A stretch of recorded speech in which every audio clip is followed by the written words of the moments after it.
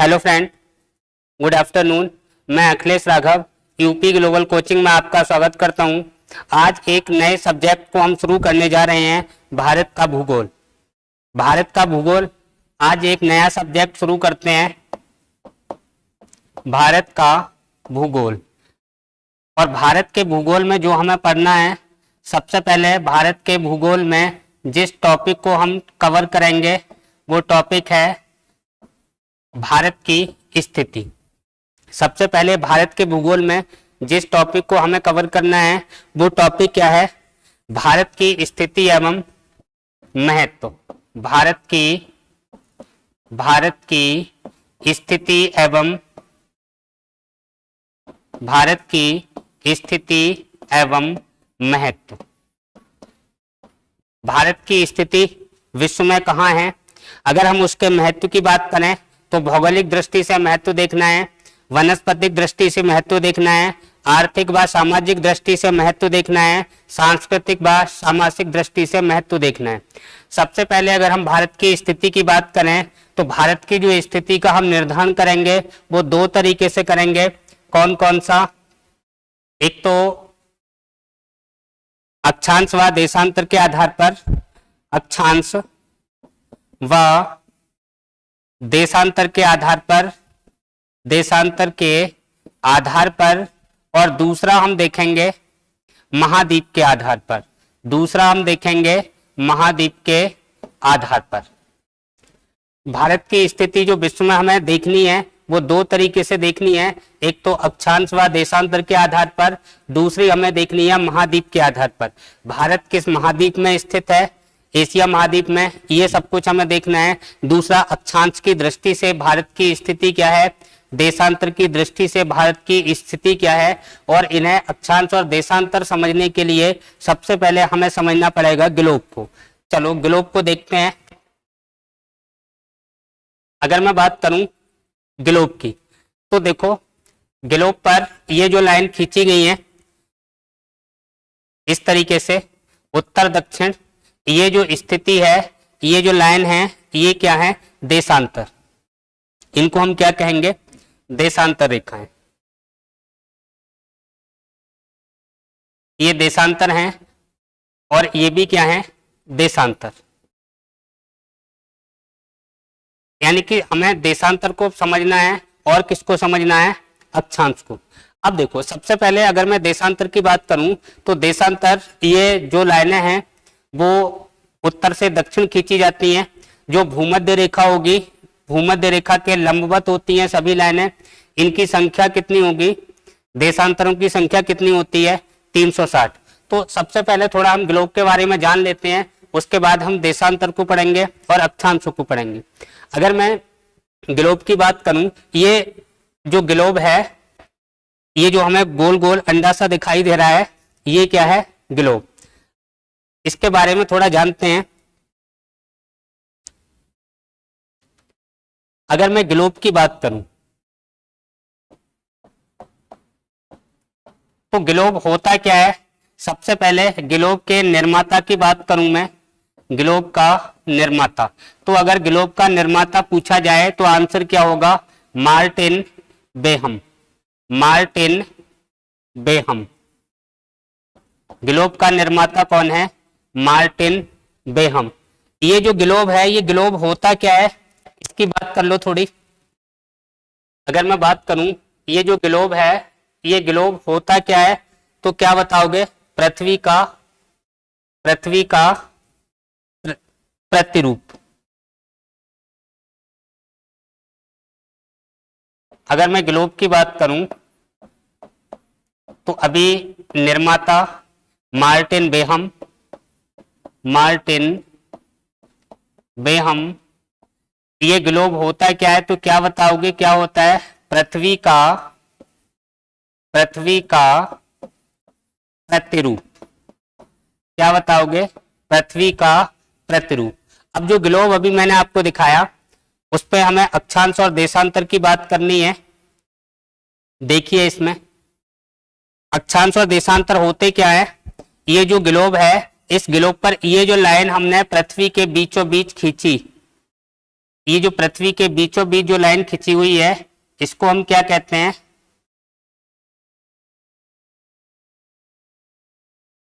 ये जो लाइन है इसको हम क्या कहेंगे? 0 डिग्री अक्षांश। 0 डिग्री अक्षांश।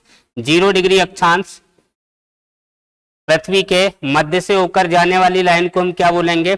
0 डिग्री अक्षांश। ये जो 0 डिग्री अक्षांश है इसे और किस किस नाम से जानते हैं? तो अगर मैं 0 डिग्री अक्षांश की बात करूं, ये पृथ्वी के मध्य से होकर लाइन जा रही है। जब पृथ्वी के मध्य से, तब हम इसको क्या कह देंगे? भूमध्य रेखा। भूमध्य रेखा यानी कि पृथ्वी के मध्य से होकर जाने वाली, या भू का मतलब पृथ्वी, पृथ्वी के मध्य से जाने वाली रेखा क्या कहलाएगी? भूमध्य रेखा। इसी लाइन को और क्या कहा जाता है? विषुवत रेखा। और क्या कहा जाता है? विषुवत रेखा। विषुवत रेखा का मतलब क्या होता है? विषुव का मतलब क्या होता है? ऐसी रेखा जहां दिन रात वर्ष भर बराबर रहते हैं, सूर्य की किरणें वर्ष भर लंबवत पड़ती हैं, जहां दिन रात बराबर रहते हों उसे हम क्या कहते हैं? विषुव की स्थिति कहते हैं। और ऐसी लाइन जहां वर्ष भर दिन रात बराबर रहते हैं उसे हम विषुवत रेखा या विषुव रेखा कहते हैं। अब देखो, ये जो अक्षांशों की मैं बात कर रहा हूं यहाँ पे, इन अक्षांशों की संख्या कितनी होती है? ये इस तरीके से होंगे अक्षांश। अगर मैं अक्षांशों की बात करूं तो इनकी संख्या, ये यहां पे नॉर्थ होगा, उत्तरी अक्षांश यानी कि उत्तरी ध्रुव कह दें इसको, उत्तरी ध्रुव। नीचे वाला ये पॉइंट है, ये क्या कहलाएगा? दक्षिणी ध्रुव। दक्षिणी ध्रुव। ये यहां पे जो स्थिति है इस पॉइंट को हम क्या कहेंगे? पश्चिम होगा। इधर क्या होगा? पश्चिम। और इस साइड में जो यहां पॉइंट है ये क्या होगा? अपना पूरब। ये पॉइंट क्या है? पूरब। ये पूरब, ये पश्चिम, इधर उत्तर, ये दक्षिण। ये उत्तर और दक्षिण, यहाँ पे ये ध्रुव है, ये पॉइंट हैं, इसको हम उत्तरी ध्रुव कहते हैं और इसको हम दक्षिणी ध्रुव कहते हैं। अब देखो, पृथ्वी के मध्य से होकर जाने वाली रेखा भूमध्य रेखा, विषुव रेखा, या फिर इसी को हम कहते हैं 0 डिग्री अक्षांश। अब इनकी संख्या कितनी होती है? अगर मैं बात करूं अक्षांशों की संख्या, अक्षांश, इनकी परिभाषा देख लो पहले। अक्षांश की परिभाषा क्या है? तो अगले पन्ने पे लेते हैं इसको, हेडिंग डालिए अक्षांश। अक्षांश होते क्या हैं? क्या परिभाषा देंगे इसकी? भूमध्य रेखा के समांतर क्या होगी? भूमध्य रेखा के समांतर, भूमध्य रेखा के समांतर खींची गई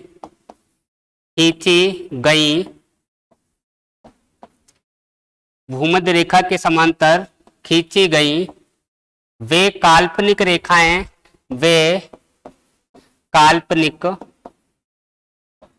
रेखाएं, जो उत्तर दक्षिण, नॉर्थ साउथ की कोणीय दूरी प्रदर्शित करती हैं, कोणीय दूरी प्रदर्शित करती हैं। फिर से देख लो आप, जो परिभाषा लिखी है उसको एक बार बताएं। ये परिभाषा क्या है? ये हमारी भूमध्य रेखा है। भूमध्य रेखा के दोनों ओर नॉर्थ और साउथ में खींची गई वे काल्पनिक रेखाएं, यानी अक्षांश और देशांतर की जिनकी मैं बात कर रहा हूं, ये वास्तव में पृथ्वी पर कहीं खिंची हुई नहीं है, कहीं आपको खिंची हुई दिखाई नहीं देंगी। ये केवल काल्पनिक रेखाएं हैं, इनको हमने खिंचा हुआ माना है। अब ये जो काल्पनिक रेखाएं हम जिनको कह रहे हैं वो अक्षांश और देशांतर दोनों ही काल्पनिक रेखाएं हैं। और ये काल्पनिक रेखाएं ये उत्तर की ओर भी हैं भूमध्य रेखा के, और दक्षिण की ओर भी हैं। इनकी संख्या कितनी है उसकी बात मैं अभी करूंगा, पहले इसकी परिभाषा को क्लियर कर लो। इसके उत्तर और दक्षिण में खींची गई भूमध्य रेखा के समांतर हैं, पहली बात। इसके उत्तर और दक्षिण में है जो रेखाएं खींची जा रही हैं, ये जो काल्पनिक रेखाएं ये उत्तर और दक्षिण में यहाँ से कोणीय दूरी दिखाती हैं, कोणीय दूरी प्रदर्शित करती हैं। उत्तर में भी और दक्षिण में भी। इसको नॉर्थ, इसको साउथ लिख लो, उत्तर और दक्षिण, नॉर्थ और साउथ। कोणीय दूरी प्रदर्शित करती हैं, क्या कहलाती हैं? अक्षांश रेखाएं कहलाती हैं, जो बात हमने अभी की थी। क्या कहलाती हैं? उत्तर और दक्षिण की ओर खींची गई काल्पनिक रेखाएं क्या कहलाएंगी? अक्षांश रेखाएं। अब देखो ये अक्षांश रेखाएं हैं, इनकी विशेषताएं क्या होती हैं? अक्षांश रेखाओं की विशेषताएं क्या होती हैं? तो विशेषताओं के बारे में सबसे पहले हम संख्या देख लें। अक्षांश रेखाओं की संख्या कितनी है? तो संख्या कितनी बताओगे? 179। अक्षांश रेखाओं की संख्या कितनी बताएंगे हम? 179। अब ये 179 है, इसमें ध्रुवों को नहीं गिना गया है। ध्रुवों को छोड़कर, ध्रुवों को छोड़कर कितनी बता दोगे? 179। क्योंकि ध्रुव है, वहां कोई रेखा खींची नहीं गई है, केवल खिंचा हुआ हमने मान लिया है। बात क्लियर हो गई? अब कुछ किताबों में आपको 181 मिल जाएगा, 181 मिल जाएगा, तो 181 तो है नहीं वैसे, यानी कि वो पॉइंट हैं, बिंदु हैं, ध्रुव हैं। और ध्रुवों को छोड़कर जो लाइनें हमने खींची हैं, जो रेखाएं हमने खींची हैं, या जो समांतर रेखाएं खींची गई हैं भूमध्य रेखा के, उनकी संख्या कितनी है? 179। दूसरी बात, अगर हम अक्षांशों में बात करें, अगर क्वेश्चन आपसे पूछा जाए कि महान व्रत और लघु व्रत अक्षांश बनाते हैं या देशांतर बनाते हैं, तो हमारा आंसर क्या होगा? लघु व्रत या महान व्रत या कोई भी व्रत केवल और केवल अक्षांश बनाते हैं। अक्षांश क्या बनाते हैं? चाहे महान व्रत हो चाहे लघु व्रत हो। लघु व्रत कितने होते हैं, महान व्रत कितने होते हैं, इनकी अभी मैं बात कर रहा हूं। अगर मैं बात करूं महान व्रत, तो महान व्रत कौन बनाता है? महान व्रत, इनकी संख्या कितनी होती है? 1। और ये एक जो महान व्रत होता है, ये कौन सा होता है? ये भूमध्य रेखा को ही महान व्रत कहा जाता है, या 0 डिग्री अक्षांश को। भूमध्य रेखा लिख लो, भूमध्य रेखा या फिर 0 डिग्री अक्षांश, इसको क्या कहा जाता है? महान व्रत कहा जाता है। क्यों कहा जाता है? क्योंकि ये सबसे बड़ा सर्कल बनाता है। दूसरी बात, अगर लघु व्रत पूछे जाएं, लघु व्रत, तो लघु व्रत में क्या होगा? लघु व्रत जो होंगे वो भूमध्य रेखा और ध्रुवों को छोड़कर बाकी जितनी भी लाइनें हैं वो सबकी सब क्या बनाती हैं? लघु व्रत या छोटा सर्कल बनाती हैं। यानी कि लघु व्रत कितने होंगे? एक तो हम भूमध्य रेखा को हटा दें, तो भूमध्य रेखा को हटाएं तो कितने बनेंगे? और हम ध्रुवों को तो हम पहले ही हटा चुके हैं, तो इसमें से जो लघु व्रत होंगे 178। लघु व्रत कितने हो जाएंगे? 178। क्यों? क्योंकि ये जो एक जो लाइन है हमारी महान व्रत वाली है, वो मैंने इधर लिख दी। 178 ये हो गए टोटल। अगर मैं करूंगा तो संख्या कितनी हो जाएगी अक्षांशों की? 179। तो लघु व्रतों की संख्या कितनी होगी?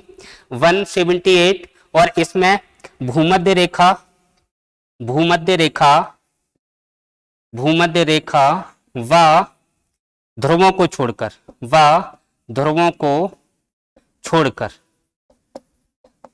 कितना बता देंगे हम? भूमध्य रेखा व ध्रुवों को छोड़कर कितने लघु व्रत हो जाएंगे? 178। और हम जानते हैं इनकी विशेषताएं क्या हैं। दूसरी बात, अगर हम भूमध्य रेखा से ध्रुवों की ओर जाएं, चाहे हम उत्तरी ध्रुव की ओर जाएं या दक्षिण ध्रुव की ओर जाएं, तो क्या क्या फर्क पड़ता है, क्या क्या इनकी विशेषताएं हैं, इन पे हमें थोड़ी बात करनी है। अगर हम भूमध्य रेखा से ध्रुवों की ओर जाएं, वेरी इंपॉर्टेंट पॉइंट, सारे क्वेश्चन पूछे हुए हैं, इन पे थोड़ा ध्यान देना आप। भूमध्य रेखा से, भूमध्य रेखा से ध्रुवों की ओर, ध्रुवों की ओर जाने पर क्या क्या होता है, इसकी बात करनी है। फिर से आप सुनो। अगर ये जो मैंने सर्कल बनाया, यहाँ पे ये जो लाइन है, ये भूमध्य रेखा है, 0 डिग्री अक्षांश है, 0 डिग्री अक्षांश। अब इस पे ये जो समांतर रेखाएं खिंची हुई हैं, ये हमारा उत्तरी ध्रुव हो गया, ये दक्षिणी ध्रुव हो गया, नॉर्थ पोल हो गया, और ये साउथ पोल हो गया। अब ये जो अक्षांश है, ये 0 डिग्री अक्षांश अपना है। अब इससे अगर हम ऊपर जाएं तो क्या प्रभाव पड़ेगा, इससे हम नीचे जाएं तो क्या प्रभाव पड़ेगा, यही मैंने लिखा है। भूमध्य रेखा से ध्रुवों की ओर जाने पर, ध्रुवों की ओर जाने पर, भूमध्य रेखा से ध्रुवों की ओर जाने पर अब देखो भूमध्य रेखा से ध्रुवों की ओर जाने पर क्या प्रभाव पड़ता है, वो पॉइंट आपको ध्यान रखने हैं। पहला पॉइंट जो ध्यान रखना है और बहुत बार एग्जाम में पूछा भी गया है कि भूमध्य रेखा से ध्रुवों की ओर जाएं तो दिन व रात की अवधि पर क्या प्रभाव पड़ेगा। दिन व रात की अवधि क्या बताओगे, घटेगी, बढ़ेगी, दोनों बढ़ेंगे, दोनों घटेंगे, तो दिन व रात की अवधि में आंसर क्या दोगे आप, दिन व रात की अवधि आंसर क्या देंगे, भूमध्य रेखा से ध्रुवों की ओर जाएं तो दिन व रात की अवधि बढ़ेगी। क्या बताना है, दिन व रात की अवधि में क्या फर्क पड़ेगा, बढ़ेगी। क्यों बढ़ेगी अभी सुन लो, बता रहा हूं इसको। देखो हम क्या देखते हैं कि जो देश, जो स्थान हमारे भूमध्य रेखा पर हैं, विषुव रेखा जिसको हम बोल रहे हैं, 0 डिग्री अक्षांश जिसको कह रहे हैं, इस पे जितने भी देश स्थित हैं उन पर वर्ष भर दिन रात बराबर होते हैं। जैसे ही हम इस भूमध्य रेखा से हम ध्रुवों की ओर जाएं, चाहे हम उत्तरी ध्रुव की ओर जाएं, चाहे हम दक्षिण ध्रुव की ओर जाएं, तो ध्रुवों की ओर जाने पर दिन और रात दोनों की अवधि बढ़ती है। अब आप कहोगे कि ये 24 घंटे से भी ज्यादा हो जाएगी, बिल्कुल हो जाएगी। कैसे हो जाएगी, आपने सुना होगा कि ध्रुवों पर 6 महीने का दिन और 6 महीने की रात होती है, यानी कि एक साल में 6 महीने का दिन और 6 महीने की रात कहाँ होती है, ध्रुवों पर।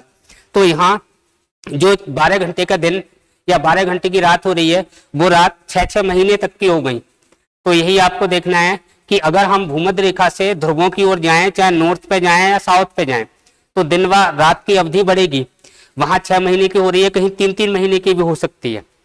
तो यही हमें ध्यान रखना है, दिन व रात की अवधि में फर्क क्या पड़ेगा, बढ़ेगी। दूसरा क्वेश्चन, ये सारे वो बातें मैं लिखवा रहा हूं जो डायरेक्ट क्वेश्चन पूछे गए हैं, इन पर थोड़ा ध्यान देना, अच्छे से इनको पढ़ना। दूसरा क्वेश्चन, अगर मैं बात करूं तापमान,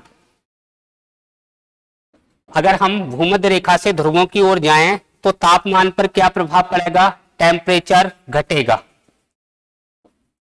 टेम्परेचर क्या होगा, तापमान कब होगा, कम होगा। जैसे ध्रुवों पर आपने देखा है वर्ष भर बर्फ जमी रहती है, क्यों, क्योंकि ये ठंडे होते हैं। तो भूमध्य रेखा पर सबसे ज्यादा गर्मी होगी, बाकी जो ध्रुवों पर हम जाएंगे तो ठंडे क्षेत्र मिलते जाएंगे।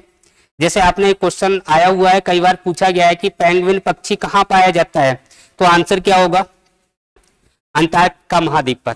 पेंगुइन पक्षी कहाँ पाया जाता है, तो अंटार्कटिका महाद्वीप पर। लिख दे रहा हूं, अलग से लिख दे रहा हूं इसको, पूछा हुआ क्वेश्चन है। पेंगुइन पक्षी, पेंगुइन पक्षी कहाँ पाया जाता है, कहाँ पाया जाता है, तो आंसर क्या होगे, क्या बताओगे, अंटार्कटिका, अंटार्कटिका महाद्वीप पर। कहाँ पाया जाता है, अंटार्कटिका महाद्वीप पर। दिन व रात की अवधि पहला पॉइंट हो गया। दूसरा, तापमान पर क्या प्रभाव पड़ेगा। एक क्वेश्चन और सी टेट और टेट में ज्यादातर पूछा गया है, हालांकि अन्य एग्जामों में पूछा गया है कि सर्वाधिक जैव विविधता कहाँ पाई जाती है। तो अगर आपसे पूछा जाए जैव विविधता के संबंध में, जैव विविधता, आंसर क्या बताओगे, जैव विविधता। जैव विविधता की अगर मैं बात करूं या वनस्पति की बात करूं, तो जैव विविधता सबसे ज्यादा कहां होगी, भूमध्य रेखा पर होगी। और भूमध्य रेखा से ध्रुवों की ओर जाएं तो जैव विविधता पर क्या प्रभाव पड़ेगा, घटेगी, जैव विविधता कम होगी। ध्रुवों पर जाएं तो ध्रुवों पर निर्जन क्षेत्र है, निर्जन क्षेत्र का मतलब जहां कोई व्यक्ति नहीं रहता। दूसरी बात, यहाँ वनस्पति भी नहीं होती, तो जैव विविधता में कमी होगी। कहाँ, जब हम भूमध्य रेखा से ध्रुवों की ओर जाते हैं, जैव विविधता कम होगी, वनस्पति कम हो जाएगी। अगर आपसे पूछा जाए कि सर्वाधिक जैव विविधता कहाँ होती है, क्वेश्चन को अलग लिख दे रहा हूं, सर्वाधिक जैव विविधता कहाँ बताओगे, सर्वाधिक, सर्वाधिक जैव विविधता, जैव विविधता, तो आंसर क्या होगा, भूमध्य रेखा पर। भूमध्य रेखा, भूमध्य रेखा या इसी को हम कहते हैं 0 डिग्री अक्षांश रेखा। तो सबसे ज्यादा जो जैव विविधता होगी वो कहां होगी, भूमध्य रेखा पर होगी, 0 डिग्री अक्षांश पर होगी। अगला क्वेश्चन सुनिए, 4th नंबर। जितने भी क्वेश्चन पूछे गए हैं वो सारे क्वेश्चन मैं आपको सॉल्व करवा रहा हूं एक तरीके से, थ्योरेटिकल तो चल ही रहा है इसमें। और अगर मैं बात करूं कि जो हम यहाँ पे बात कर रहे थे अक्षांशों की। दो अक्षांशों के बीच की औसत दूरी कितनी होती है? डायरेक्ट क्वेश्चन पूछा हुआ है, दो अक्षांशों के बीच की दूरी, औसत शब्द लिखा हुआ नहीं आया है लेकिन आपको ध्यान रखना है वो औसत दूरी ही होती है। लिख दे रहा हूं फिर भी, दो अक्षांशों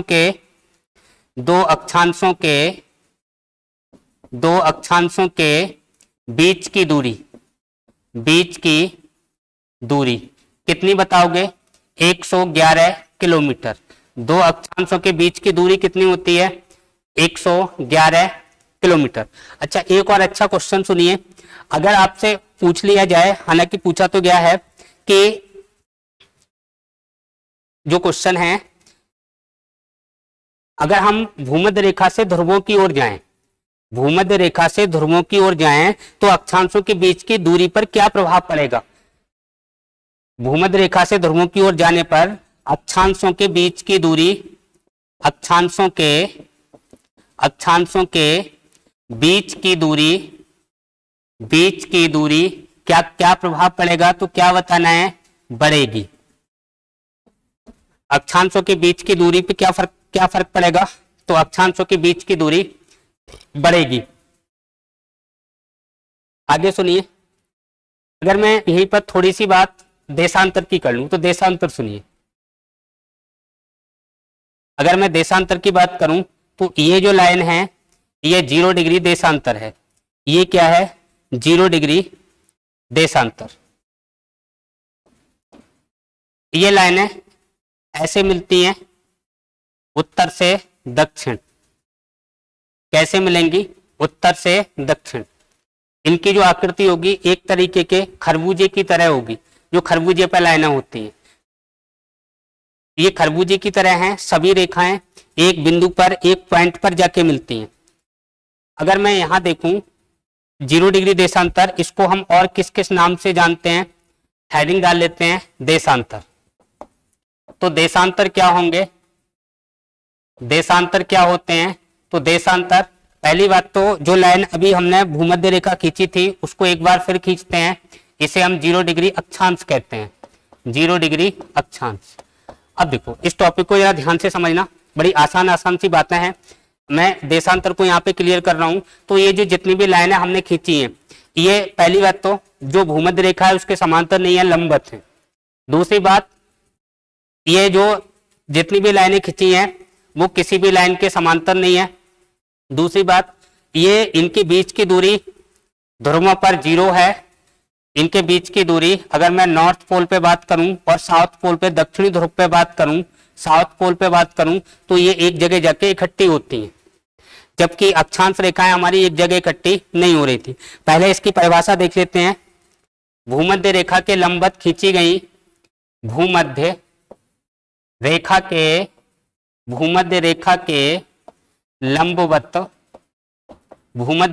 लंबवत खींची गई वे काल्पनिक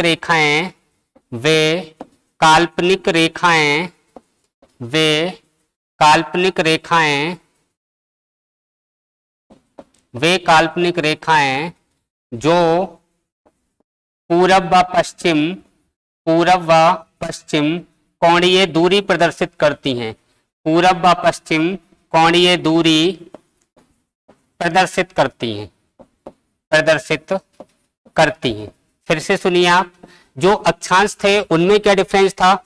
अब मैं देशांतर की बात कर रहा हूं, इनमें क्या डिफरेंस है? फिर एक बार देखते हैं। जो अक्षांश लाइन थी, अक्षांश रेखाएं थी, वो हमारी किस तरह की थी? ये वाली थी। अक्षांश रेखाएं हमारी कौन सी थी? ये पूरब पश्चिम, इधर पूरब, इधर पश्चिम, इधर उत्तर और इधर दक्षिण। अब इसमें देखिए, ये जो अक्षांश रेखाएं हैं ये क्या है? एक दूसरे के समांतर हैं और ये पूरा सर्कल बनाती हैं, पीछे जाके मिलती हैं। एक सर्कल बनाएंगी, एक वृत्त बनाएंगी। जबकि देशांतर है वो किसी सर्कल का निर्माण नहीं करते हैं, वो इस पॉइंट से निकले और इस पॉइंट पे आके फिनिश, इस पॉइंट पे निकले, इस पॉइंट पे आके फिनिश। तो सबसे पहले ये लिख देता हूं यहाँ पे, ये वृत्त नहीं बनाती हैं, सर्कल नहीं बनाती हैं, वृत्त नहीं बनाती हैं, नहीं बनाती हैं।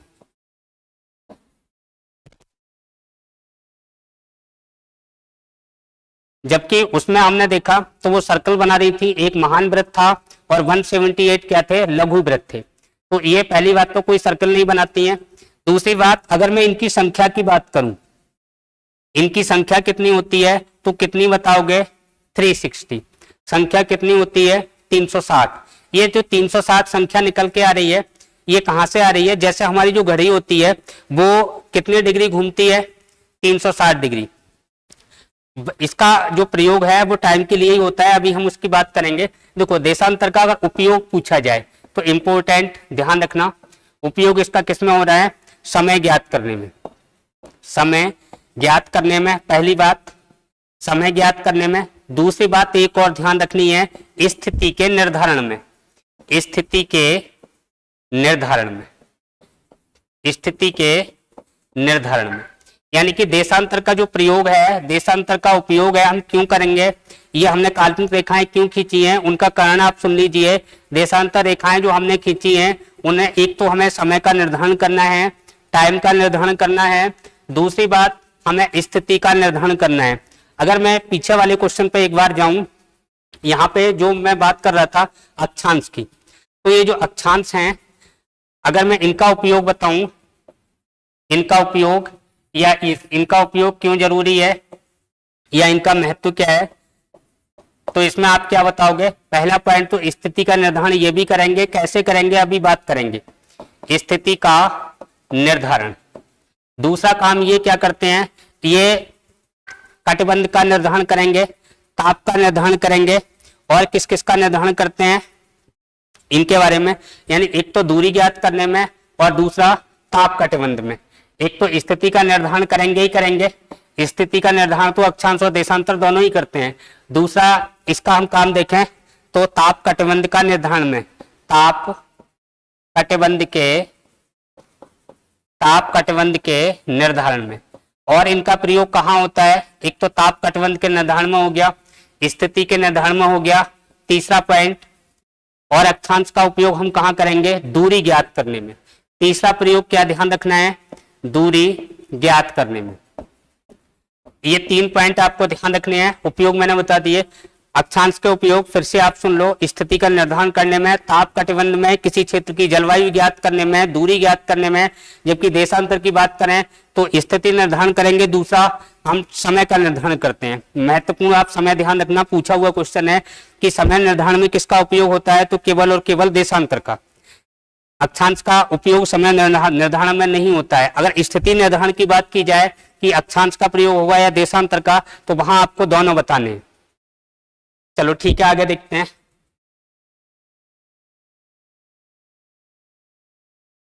जो बात हम कर रहे थे,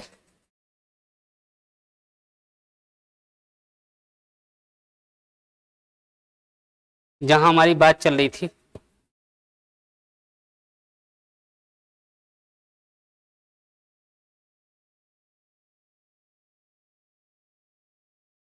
चलो देखो, अच्छी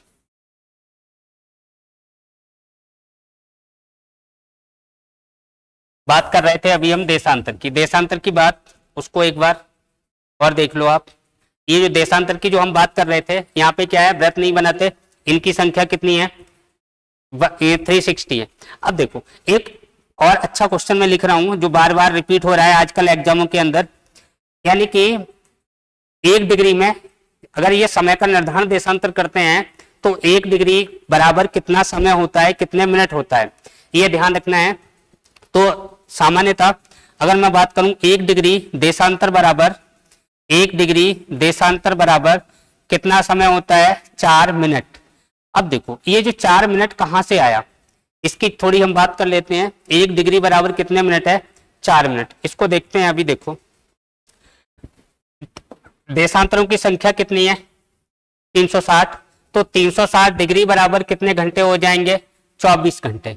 360 डिग्री बराबर कितने घंटे हो जाएंगे, 24 घंटे। अगर मैं इस घंटे को मिनट में बदलूं तो क्या मैं ऐसे लिख लूं, 360 डिग्री बराबर 24 गुणा 60 मिनट। इस घंटे के क्या बना लिए, मिनट। अगर मैं 1 डिग्री देशांतर की वैल्यू देखूं, कुल देशांतर कितने होते हैं, ये कुल देशांतर हैं, कुल देशांतर, कुल देशांतर कितने हैं 360, तो एक देशांतर की वैल्यू चाहिए मुझे 360, देशांतर बराबर 24 घंटे होते हैं।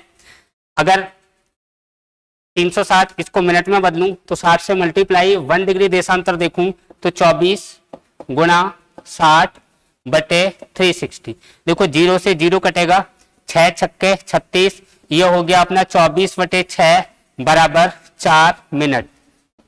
यही बात मैंने लिखवाई है, देखिए आप पिछले पन्ने पर।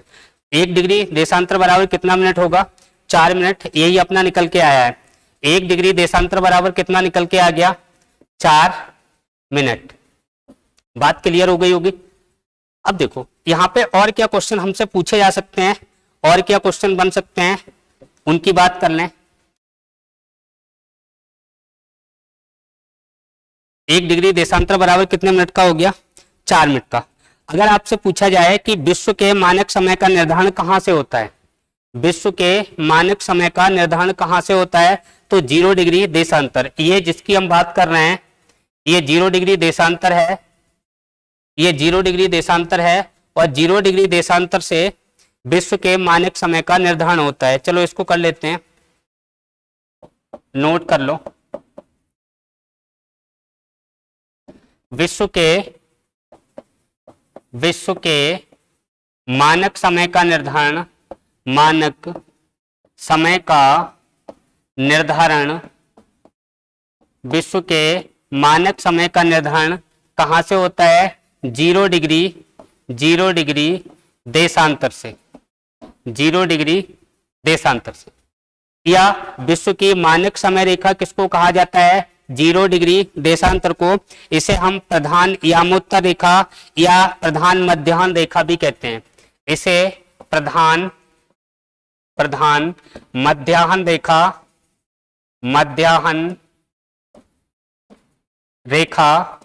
या फिर प्रधान यामोत्तर रेखा, इन थोड़े शब्दों को ध्यान रखना, ये पूछे हुए शब्द हैं। प्रधान यामोत्तर रेखा, अगर यामोत्तर शब्द आ जाए तो घबराने की जरूरत नहीं है। प्रधान यामोत्तर पूछा जाए या प्रधान मध्याह्न रेखा पूछा जाए या फिर 0 डिग्री देशांतर पूछा जाए, यहां से विश्व के मानक समय का निर्धारण होता है। अब विश्व के जो मानक समय का निर्धारण 0 डिग्री देशांतर से तो होता है, ये बात तो ठीक है, लेकिन 0 डिग्री देशांतर पर किस स्थान से, तो कहां बताओगे लंदन, कहां बताओगे लंदन। और लंदन में भी एक स्थान है जिसका नाम क्या है, लंदन के ग्रीनविच नामक स्थान से, लंदन के ग्रीनविच नामक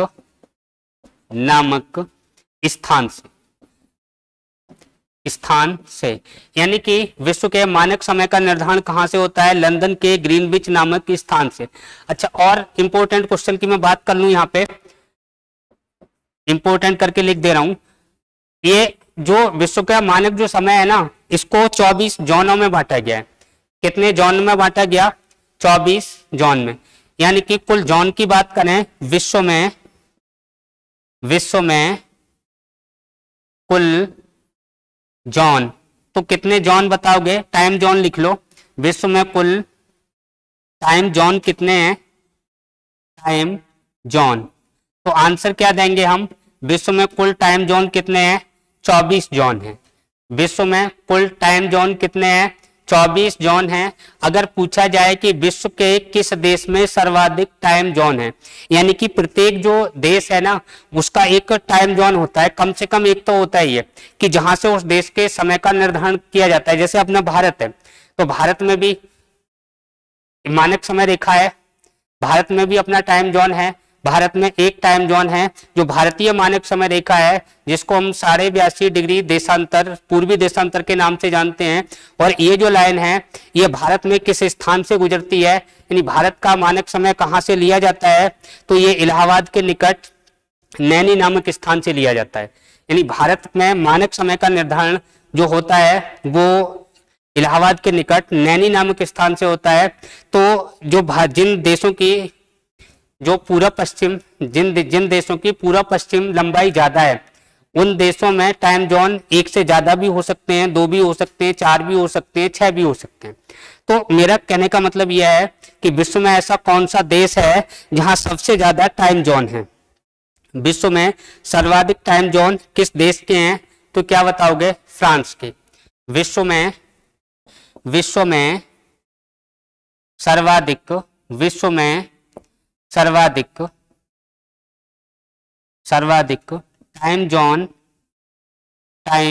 जोन किस देश के हैं, तो किस देश के बताओगे, किस देश के हैं, तो यहां फ्रांस। किस देश के बताओगे, फ्रांस। और फ्रांस के जो टाइम जोन है उनकी संख्या कितनी है, 12। फ्रांस के अंदर टाइम जोन कितने हैं, 12। दूसरे नंबर पे रूस है, दूसरे नंबर पे रूस। और रूस में टाइम जोन अगर आपसे पूछे तो कितने बता दोगे, 11। सबसे ज्यादा विश्व में जिस देश के टाइम जोन है वो किसके हैं, फ्रांस के। और फ्रांस में कितने टाइम जोन हैं, 12। रूस के अपने कितने हैं, 11। अगर भारत के टाइम जोन पूछे जाएं तो भारत में एक है, और वो भी 82.5 पूर्वी देशांतर, जो इलाहाबाद से होकर जाता है, जहां से भारतीय मानक समय का निर्धारण होता है। इतनी बात क्लियर हो गई। आगे देखते हैं। अब इसके बाद हमें देखना क्या है, हमें भारत की स्थिति पढ़नी है। मैं आशा करता हूं आपको ये अक्षांश और देशांतर क्लियर हो गए होंगे। अब मैं थोड़ी भारत की स्थिति की बात कर लूं, भारत की पोजीशन क्या है, भारत की स्थिति क्या है, देखते हैं। अक्षांश और देशांतर तो क्लियर हो ही गए होंगे। अब इसमें अगर मैं भारत की स्थिति देखूं तो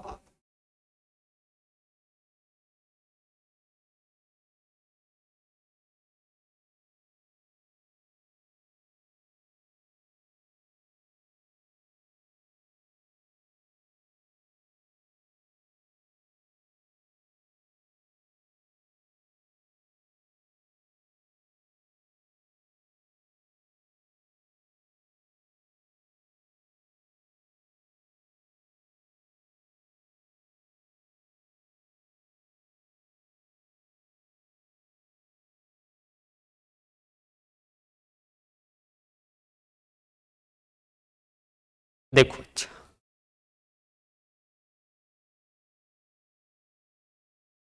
0 डिग्री, 0 डिग्री, ये नॉर्थ साउथ, यानी कि साउथ, नॉर्थ, ईस्ट, वेस्ट। यहां एक लाइन ये चल,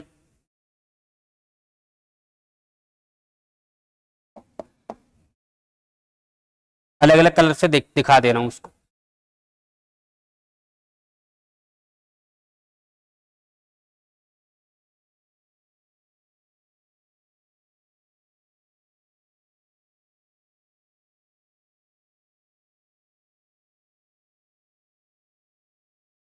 देखो अच्छा,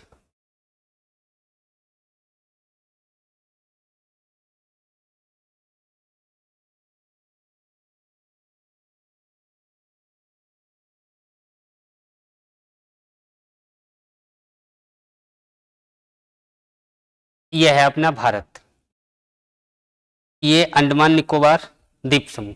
अब सुनो क्वेश्चन फटाफट क्या क्या है उनकी मैं बात कर लूं। देखो, एक लाइन तो एक देशांतर अपना ये जा रहा है यहां से टच होके, एक देशांतर ये जा रहा है यहां से टच होके, एक देशांतर आपका ये अक्षांश ऊपर से जाएगा, इधर ये देशांतर यहां से ऐसे घूम के आएगा, एक देशांतर यहां से ऐसे आएगा। भारत की पोजीशन ये है, ये अपना इंडिया है, भारत। दोनों भारत के बारे में, इसको दूसरे कलर से कर दूं।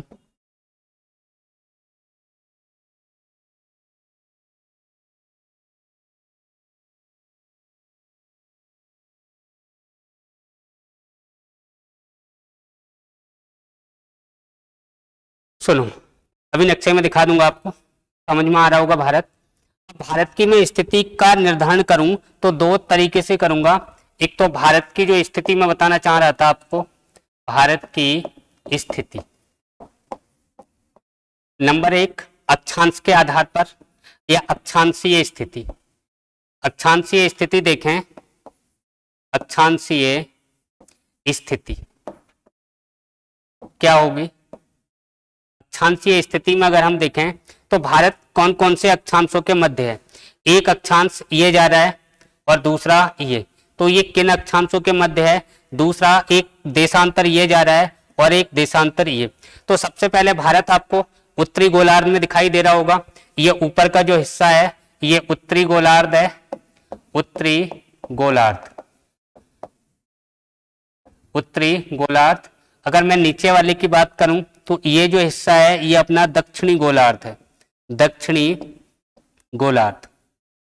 अगर इधर वाले हिस्से की बात करूं, इससे इस येलो वाली लाइन से इधर, तो ये पूर्वी गोलार्ध है। येलो वाली लाइन से इधर देखूं तो ये पश्चिमी गोलार्ध है। तो अगर पूछा जाए भारत किस गोलार्ध में स्थित है तो आंसर क्या होगा? उत्तरी गोलार्ध में। दूसरी बात, किस जो देशांतर है उसके किस पोर्शन में है तो पूर्वी पोर्शन में। तो भारत की स्थिति अगर हम देखें तो क्या बताएंगे? उत्तरी पूर्वी गोलार्ध में। भारत कहाँ स्थित है? उत्तरी पूर्वी गोलार्ध में। क्या आंसर देंगे? उत्तरी पूर्वी गोलार्ध में भारत की स्थिति पूछी जाए तो कहां बताओगे? देखो ये जो रेड वाली लाइन है इससे ऊपर है, उत्तर में है तो उत्तरी हो गया। ये येलो वाली लाइन से इधर पूरब में है तो पूर्वी हो गया। आंसर हम क्या देंगे? उत्तरी पूर्वी गोलार्ध में स्थित है। बात क्लियर हो गई। अब मैं अक्षांशीय स्थिति की बात करूं तो यहां से कौन सा अक्षांश जा रहा है, यहां से कौन सा जा रहा है, इधर से कौन सा जा रहा है, इधर से कौन सा जा रहा है, ये स्थिति हमें क्लियर करनी है। और इसके लिए मैं एक मैप ले रहा हूं, अच्छे से क्लियर हो जाएगा उस पर। देखो फटाफट, अगर मैं इस मैप पे बात करूं तो यहां से कोई ना कोई अक्षांश जाता होगा, यहां से कोई ना कोई अक्षांश जाता होगा, एक अक्षांश यहां से भी जाता है। इधर ये जो देशांतर है हमारा, एक इधर से देशांतर ऐसे जाता होगा जो मैंने अभी पीछे मैप पे दिखाया, एक अपना यहां से भी देशांतर जाता होगा। तो इनकी पोजीशन क्या है, दक्षिणतम बिंदु क्या है, इनकी सबकी मैं बात करूंगा। तो इनकी पोजीशन अगर मैं देखूं तो ये जो देशांतर है, पहले अक्षांशों की बात कर ले रहा हूं, अक्षांश लिख दे रहा हूं। अक्षांशीय विस्तार, अक्षांशीय विस्तार, ये यहां पे देखें तो ये जो अक्षांश जा रहा है तो ये कौन से नंबर का है, यहां पे इसको देखेंगे तो ये है अपना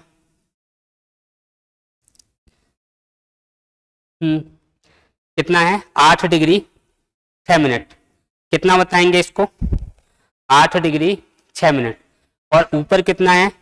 37 डिग्री 6 मिनट। दोबारा देखिए इसको, 8 डिग्री 4 मिनट से 37 डिग्री 6 मिनट। इसको यहां से देखें तो 8 डिग्री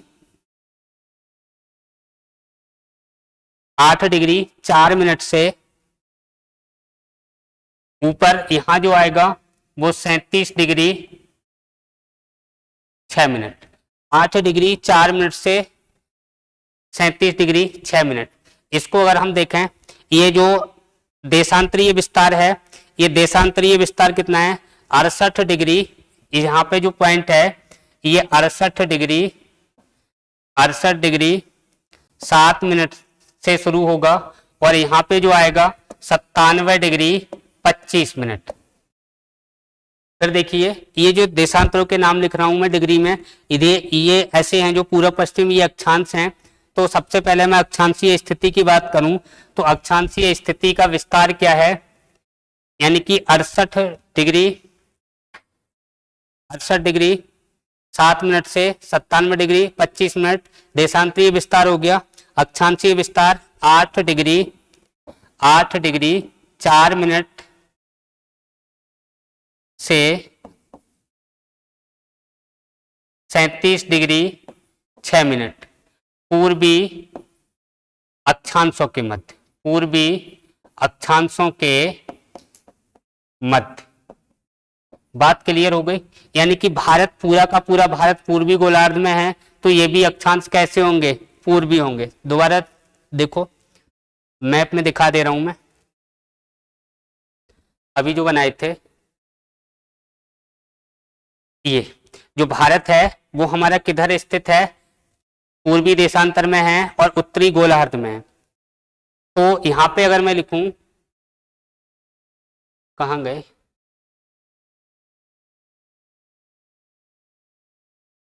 ये है, यहां जो अक्षांश लिखे हैं तो ये अक्षांश कौन से होंगे, उत्तरी अक्षांश, उत्तरी अक्षांश। अगर हम देशांतरीय विस्तार की बात करें, देशांतरीय विस्तार, तो देशांतरीय विस्तार कहां से है, 68 डिग्री 7 मिनट से 97 डिग्री 25 मिनट। ये कैसे हैं, पूर्वी देशांतर है, पूर्वी देशांतर। ये पूर्वी या पश्चिमी ये लिखना जरूरी है कि पूर्वी देशांतरों के मध्य है या पश्चिमी देशांतरों के मध्य है या उत्तरी अक्षांशों के मध्य है या दक्षिणी अक्षांशों के मध्य है।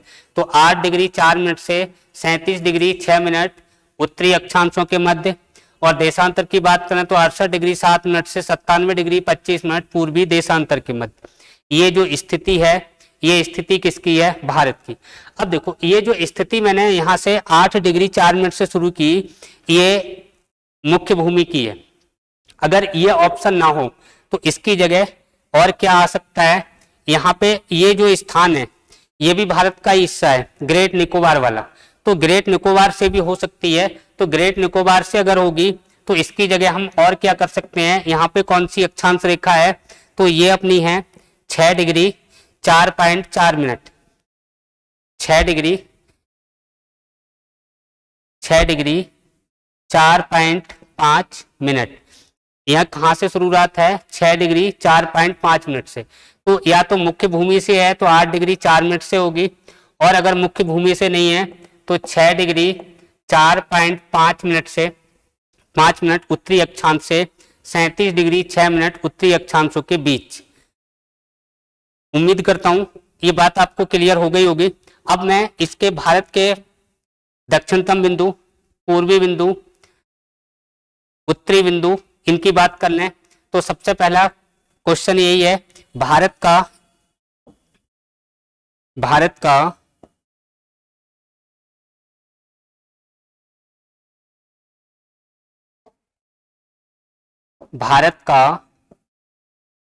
अगर मैं बात करूं दक्षिणतम बिंदु यानी सर्वाधिक दक्षिणी बिंदु, सर्वाधिक पूर्वी बिंदु, सर्वाधिक उत्तरी बिंदु और सर्वाधिक पश्चिमी बिंदु क्या होंगे, देखो फटाफट। अगर मैं बात करूं सर्वाधिक उत्तरी बिंदु तो कहां होगा, ये हिस्सा कहां का है, जम्मू कश्मीर का है, नाम क्या है, इंद्राकौल।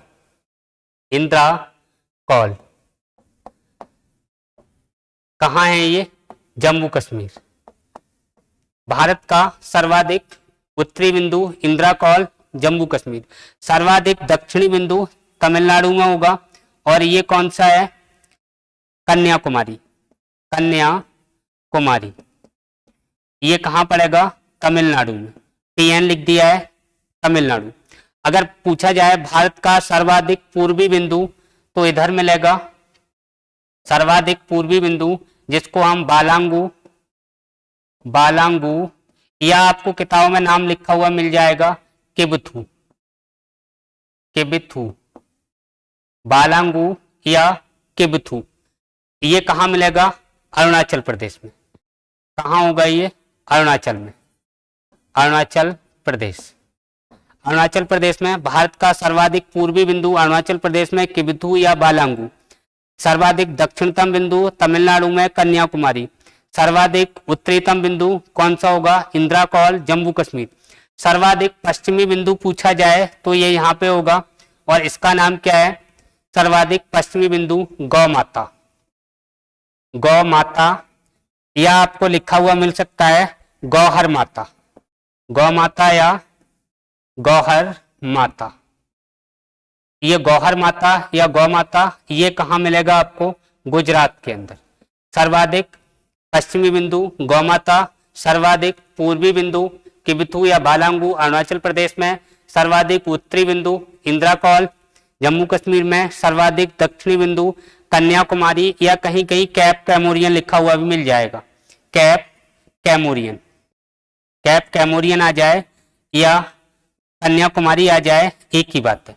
दूसरा, अगर सर्वाधिक पूर्वी पूछा जाए तो किबिथु आ जाए या बालांगू आ जाए, एक ही बात है, एक ही बिंदु के नाम है, और ये कहां पर है, अरुणाचल प्रदेश में।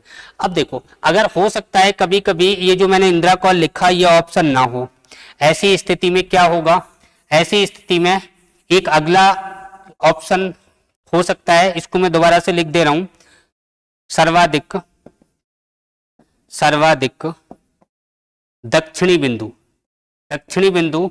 अब दक्षिणी बिंदु की जो मैं बात कर रहा हूं, इसके दो आंसर हैं और दोनों ही सही हैं। दो क्या क्या हैं, एक तो आपसे पूछा जाए मुख्य भूमिका, मुख्य भूमिका, अगर मुख्य भूमिका पूछा जाए तब तो आपको आंसर डेफिनेट कन्याकुमारी देना है, कन्याकुमारी या कैप कैमोरियन। और अगर मुख्य भूमि ना पूछा जाए, केवल सर्वाधिक दक्षिणी बिंदु पूछा जाए, तब आंसर क्या होगा, ये वाला आंसर होगा जो मैंने 6 डिग्री कितना 4.5 मिनट पे लगाया। और यहाँ पे ये कहाँ है, ग्रेट निकोबार में है। कौन सा स्थान है, स्थान का नाम लिख दे रहा हूं, Indira point, Indira point, Indira point बोले, या फिर इसको पायसन पॉइंट भी कहते हैं, पायसन पॉइंट, इंदिरा पॉइंट, पायसन पॉइंट, या फिर एक और नाम है Pygmalion point, Pygmalion point, Pygmalion point, Indira point या पायसन पॉइंट, ये 3 नाम है, तीनों ध्यान रखने हैं। और तीनों के तीनों कहां पर मिलेंगे, ये तो ये अंडमान निकोबार में मिलेंगे। और कौन से द्वीप पर मिलेंगे, तो आंसर क्या बताओगे, ग्रेट निकोबार में, ग्रेट निकोबार। कहां मिलेंगे, ग्रेट निकोबार। फिर सुन लो, भारत का सर्वाधिक दक्षिणी बिंदु, तो भारत का सर्वाधिक दक्षिणी बिंदु कौन सा होगा, इंदिरा पॉइंट या पायसन पॉइंट या पिगमेलियन पॉइंट। कहां मिलेगा, ये ग्रेट निकोबार में मिलेगा। और ये ग्रेट निकोबार किसका भाग है, बंगाल की खाड़ी में है, बंगाल की खाड़ी में किसका भाग है, अंडमान निकोबार का भाग है। दूसरी बात, भारत का सर्वाधिक पूर्वी बिंदु पूछा जाए तो बालांगी किब्थू अरुणाचल प्रदेश। सर्वाधिक पश्चिमी बिंदु पूछा जाए तो गौ माता गौहर माता कहाँ मिलेगा, गुजरात में। सर्वाधिक उत्तरी बिंदु पूछा जाए तो इंदिरा कॉल कहाँ मिलेगा, जम्मू कश्मीर में। टाइम को देखते हुए क्लास को आज यहीं रोकते हैं, कल फिर से शुरू करेंगे। थैंक यू, धन्यवाद। हम आपके लिए जो मेहनत कर रहे हैं, इस मेहनत का प्यार आप लोगों से हमें नहीं मिल पा रहा है। मैं कोशिश करूंगा, उम्मीद करूंगा आपसे कि जितना प्यार आप और लोगों को देते हैं इतना हमें भी देंगे। हम भी मेहनत उतनी कर रहे हैं जितनी और लोग कर रहे हैं। ठीक है, धन्यवाद, गुड आफ्टरनून।